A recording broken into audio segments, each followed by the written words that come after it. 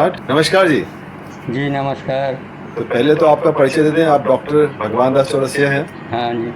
जो 1970s में उन्होंने पीएचडी किया था हाँ और पान के ऊपर उनका बहुत बड़ा अध्ययन रहा है, जी। आयुर्वेद। हाँ हाँ। तो मैं चाहता हूँ कि समाज के जो है आपसे कुछ विशेष अवश्य। ज्ञान मिले और अपने समाज का पहले से जी तो 50% पॉपुलेशन इस व्यवसाय पर निर्भर था जी। हाँ और आज भी लगभग 10% पॉपुलेशन तो इस पर डिपेंडेंट है ही, और यह जीविकोपार्जन का प्रमुख साधन है। यह अपने समाज के साथ देश भर के अन्य समाज के लिए जी। न्यूनतम पूंजी से रोज अच्छे खासे आमदनी का बहुत अच्छा आय का स्रोत है। हाँ हाँ। और अपने समाज में बहुत से लोग बहुत पहले से ये करते आ रहे हैं। अब प्राचीन काल में तो समाज के 100% लोग इसी से जुड़े हुए थे। 100% तो नहीं कर सकते, क्योंकि कुछ तो पान को उत्पादन पे लगे हुए थे। नहीं तो वो पान से ही जुड़े हैं। पान की पान से जुड़े हुए कृषि, थे। पान से जुड़े हुए थे। पान का व्यापार, पान बीड़ा लगाना, इसी में अधिकांश लोग इसी से जुड़े हुए थे। अब समय के साथ 1831 का जो परिवर्तन जनगणना हुआ मैंने है। देखा है, जी उसे पाया कि जो पान के जो उत्पादन करते थे उसे तांबुल तांबुल से ही जाना जाता था। तांबुल से ही जाना जाता था। अब पान के तो बहुत सारे नाम हैं। तांबुल जो है ये संस्कृत का शब्द है। अच्छा। क्योंकि प्राचीन काल से जो पूजन में उपयोग होता रहा है वो तांबुल के ही नाम से होता रहा है। अच्छा। जो माने के नैवेद्य अर्पण किया जाता है तो उसमें नैवेद्य क्या होता है? ईश्वर के भगवान के लिए जो भोग लगाते हैं। अच्छा, पूजा पाठ भोग जो है। हाँ, भोग लगाते हैं। अच्छा, ये तो यहाँ राम मंदिर में, वाराणसी मंदिर में भी पान का भोग अपने समाज के द्वारा ही लगाया जाता है। हाँ, लगाया जाता है। हाँ, उन्हीं के द्वारा पान का बीरा जाता है उनके पास प्राचीन काल से। और ये हमारे धर्म ग्रंथों में उल्लेख है कि जो भी अर्पण किया जाता है, भोग लगाया जाता है, प्रसाद लगाया जाता है, और उसके प्रसाद के पश्चात में पान का बीड़ा अर्पण किया जाता है। अच्छा, एक सूचना और मैं देना चाहता हूँ जी। जैसे कि आपके वाराणसी में है और अयोध्या में है, उसी प्रकार से देवघर एक प्रमुख तीर्थ स्थल है। वहाँ भी अपने समाज का बहुत महत्वपूर्ण स्थान मिला है। हाँ, वैद्यनाथ का। वैद्यनाथ में, हाँ हाँ। वहाँ उसके कैंपस में ही अपना स्थान मिला हुआ है। अच्छा अच्छा। ये बालमुकुंद मोदी जी बता रहे थे। हाँ जी, तो आगे बताइए जी। वैसे जहाँ भी पान की खेती होती है तो वहाँ नाग मंदिर अक्सर पाए जाते हैं। नाना देवी का मंदिर पाया जाता है। महलवार देवी के मंदिर पाए जाते हैं। ये पान से जुड़े हुए धार्मिक स्थल हैं सब। अच्छा। हाँ। तो जहाँ भी पान की खेती होती है इनका पूजन होता है। अच्छा। अधिकांश स्थानों पर महलवार देवी माता का मंदिर है। ये महलवार देवी कौन है? ये महलवार देवी जो हैं ये पान उत्पादकों की मान्य के देवी हैं। और इनका संबंध है जो आस्तिक ऋषि हैं, नाग ऋषि। अच्छा। माने जिन्होंने नाग यज्ञ बंद करवाया था और नागों से रक्षा, यज्ञ से नागों की रक्षा की थी। अच्छा। तो उसी से जुड़ी हुई देवी जी हैं ये। अच्छा। महलवार देवी। अच्छा। तो अक्सर पान बरेजों में महलवार देवी की पूजा होती है, उनका मंदिर होता है। और राजस्थान में एक स्थान है जहाँ पर नाना देवी का मंदिर है। वो भी कुल देवी मानी जाती हैं पान उत्पादकों की। ऐसा ही बिहार में ना जी, ऐसे बिहार में गढ़ू बाबा का मंदिर है। हाँ, बहुत प्रमुख गढ़ू बाबा हैं जो अपने समाज के कुल देवता कह लीजिए। हाँ, है ना, वो है। उनका बहुत पूजा पाठ किया जाता है उनका भी। अच्छा।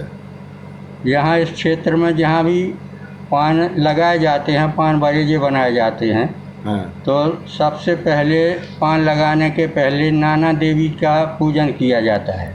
अच्छा। अब मूर्ति ना हो तो किसी रूप में, प्रतीक रूप में, माने पत्थर में या ऐसे प्रतीक रूप में उनकी स्थापना करते हैं। उनको प्रसाद चढ़ाते हैं, नारियल चढ़ाते हैं। और उसके बाद पान की बोनी प्रारंभ की जाती है। अच्छा अच्छा अच्छा। उसके साथ में एक और होता है, एक दो पौधे जो महत्वपूर्ण होते हैं। एक कहलाता है पबोता। अच्छा। पबोता एक बेल होती है, उसके पत्ते लंबे लंबे होते हैं, छोटे, और बड़े पाचक होते हैं, स्वास्थ्यवर्धक होते हैं। चटनी में और ये भजिया वगैरह बनाने में उनका उपयोग होता है। अच्छा। तो जहाँ भी पान बरेजे होते हैं, पान की माने के प्रारंभ होता है पान का की बोनी का, तो वहाँ पर इसको भी लगाया जाता है। अच्छा, नाना देवी का पूजन करते हैं, पबोते की बेल लगाते हैं, और उसके बाद पान की बेल का रोपण करते हैं। अच्छा, जैसे आपसे हमें सूचना जो मिल रही, जो इन्फॉर्मेशन हमें मिल रहा है, जैसे आपका जैसे मध्य प्रदेश है, छत्तीसगढ़ है, तो इसी प्रकार से बिहार, उत्तर प्रदेश, बंगाल, उड़ीसा, आपका राजस्थान, विभिन्न राज्यों में भी इसी प्रकार से है। तो उनका भी मोर और लेस ऐसा ही है कि उनमें कुछ अंतर है, कुछ कार्य पद्धति में? अब हमारे जहाँ तक हमें जानकारी है, मध्य प्रदेश में, उत्तर प्रदेश में तो ऐसा ही होता है। अच्छा। अब और दूर के इलाकों की जानकारी नहीं है, क्योंकि उनसे हमारा संपर्क विशेष नहीं रहा है। तो इस वीडियो के माध्यम से मैं चाहूँगा कि अन्य राज्य के जो अपने सामाजिक बंधु हैं, जो पान के किसी प्रकार से व्यवसाय, खेती, उत्पादन से जुड़े हुए हों, वो भी अपने विचार शेयर करें, ताकि इसमें एक सामंजस्य हो, एक समानता आए, दिखे जी, क्या डिफरेंसेस हैं या क्या कोरिलेशंस हैं, वो सामने आए।